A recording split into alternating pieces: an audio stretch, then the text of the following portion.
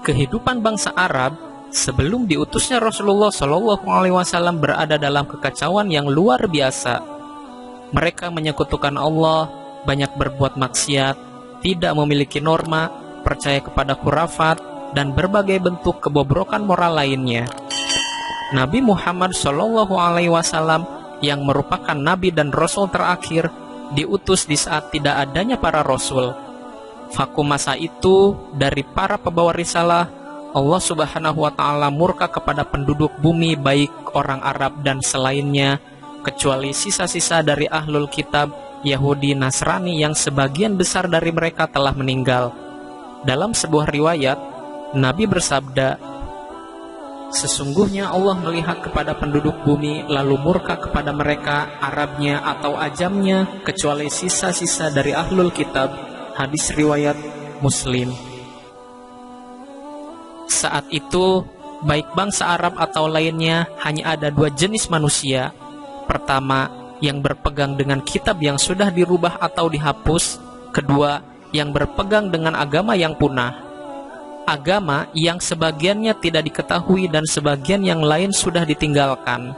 Akibatnya, seorang ummi hanya bisa bersemangat ibadah namun hanya berdasar apa yang ia anggap baik atau disangka memberi manfaat, sehingga terjadi penyembahan kepada bintang, berhala, kuburan, benda keramat, dan yang lainnya.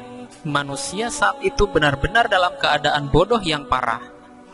Bodoh akan ucapan-ucapan mereka yang disangka baik padahal bukan, serta bodoh akan amalan mereka yang disangka baik padahal rusak. Paling pintarnya mereka adalah yang mendapat ilmu dari warisan para nabi terdahulu, namun telah rancu antara hak dan yang batil, atau yang sibuk dengan sedikit amalan, itu pun kebanyakannya bid'ah yang dibuat-buat. Alhasil kebatilannya berlipat-lipat kali dari kebenarannya. Inilah gambaran ringkas keadaan manusia yang sangat parah pada saat itu, khususnya di kota Mekah dan sekitarnya. Keadaan tersebut mulai terlihat sejak munculnya Amr bin Luhai. Ia dikenal sebagai orang yang gemar beribadah dan beramal baik, sehingga masyarakat waktu itu menempatkannya sebagai seorang ulama.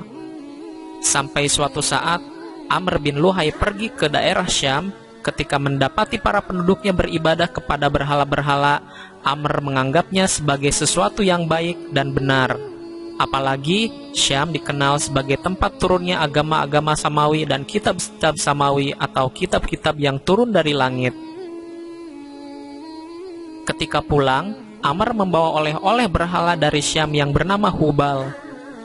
Ia kemudian meletakkannya di dalam Ka'bah dan menyeru penduduk Mekah untuk menjadikannya sebagai sekutu bagi Allah dengan beribadah kepadanya. Disambutlah seruan itu oleh masyarakat Hijaz, Mekah, Madinah, dan sekitarnya karena disangka sebagai hal yang benar. Sejak itulah berhala tersebar di setiap kabilah. Di samping Hubal yang menjadi berhala terbesar di Ka'bah dan sekitarnya, sekaligus menjadi sanjungan orang-orang Mekah, terdapat pula berhala Manat di antara Mekah dan Madinah. Manat merupakan sesembahan orang-orang Aus dan Khazraj, dua kabilah dari Madinah. Juga ada Lata dari Taif dan Uzza. Akibatnya, peribadatan kepada berhala menjadi pemandangan yang sangat menyolok. Apalagi, kesyirikan tersebut disangka masyarakat waktu itu sebagai bagian dari agama Ibrahim alaihissalam. Padahal, tradisi menyembah berhala-berhala itu kebanyakannya adalah hasil rekayasa Amr bin Luhai yang kemudian dianggap bid'ah hasanah. Dijelaskan oleh Nabi Shallallahu Alaihi Wasallam tentang perbuatan Amr ini. Aku melihat Amr bin Luhai menyeret ususnya di neraka. Dia yang pertama kali melukai unta sebagai penyembahan kepada berhala dan yang pertama mengubah agama Ibrahim alaihi salam. Hadis riwayat Al-Bukhari. Di antara tradisi syirik masyarakat waktu itu adalah menginap di sekitar berhala itu, memohonnya, mencari berkah darinya karena diyakini dapat memberikan manfaat, tawaf, tunduk dan sujud kepadanya, menghidangkan sembelihan dan sesajian kepadanya, dan lain-lain. Mereka melakukan hal itu karena meyakini itu akan mendekatkan kepada Allah Subhanahu wa Ta'ala dan memberi syafaat, sebagaimana Allah Subhanahu wa Ta'ala dikisahkan dalam Al-Quran. Mereka mengatakan, kami tidak menyembah mereka melainkan supaya mereka mendekatkan kami kepada Allah dengan sedekat-dekatnya, dan mereka menyembah kepada selain Allah apa yang tidak dapat mendatangkan kemudaratan kepada mereka dan tidak pula manfaat, dan mereka berkata, mereka itu adalah pemberi syafaat kepada kami di sisi Allah. Selain kesyirikan, kebiasaan jelek yang mereka lakukan adalah perjudian dan mengundi nasib dengan 3 anak panah. Caranya dengan menuliskan pada masing-masingnya dengan iya, tidak, dan kosong. Ketika ingin berpergian misalnya, mereka mengundinya. Jika yang keluar ya, mereka pergi.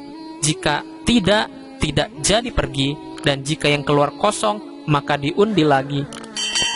Selain dengan anak panah, mereka juga menggantungkan nasib melalui burung-burung, yaitu mengusir burung ketika ingin berpergian. Jika terbang ke kanan berarti terus, dan jika terbang ke kiri berarti harus diurungkan. Mereka mempercayai berita-berita ahli nujum, peramal, dan dukun.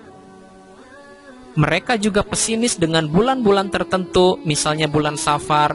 Mereka mengubah aturan haji dengan tidak mengizinkan orang luar Mekah berhaji kecuali dengan memakai pakaian dari mereka.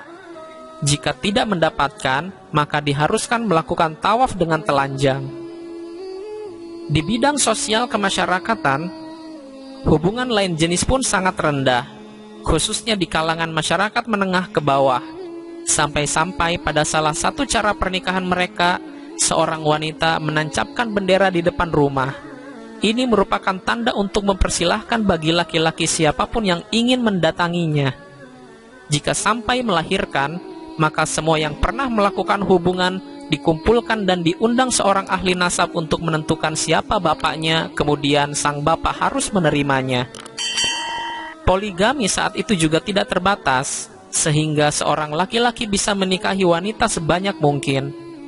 Bahkan sudah menjadi hal yang biasa seorang anak menikahi bekas istri ayahnya dengan mahar semau laki-lakinya. Jika wanita itu tidak mau, maka anak tersebut bisa melarang si wanita untuk menikah kecuali dengan laki-laki yang diizinkannya. Sehingga dalam banyak hal, wanita terzolimi. Sampai yang tidak berdosa pun merasakan kezoliman itu, yaitu bayi-bayi wanita yang ditanam hidup-hidup karena takut miskin dan hina. Tentunya kenyataan yang ada lebih dari yang tergambar di atas. Meski tidak dipungkiri di sisi lain mereka memiliki sifat atau perilaku yang baik, namun itu semua lebur dalam kerusakan agama, moral yang bejat, yang kemudian hari seluruhnya ditentang oleh Islam dengan diutusnya Rasulullah SAW sebagai pelita yang sangat terang bagi umat ini, di mana Rasulullah pernah bersabda bahwasanya tidaklah aku diutus kecuali untuk menyempurnakan akhlak manusia.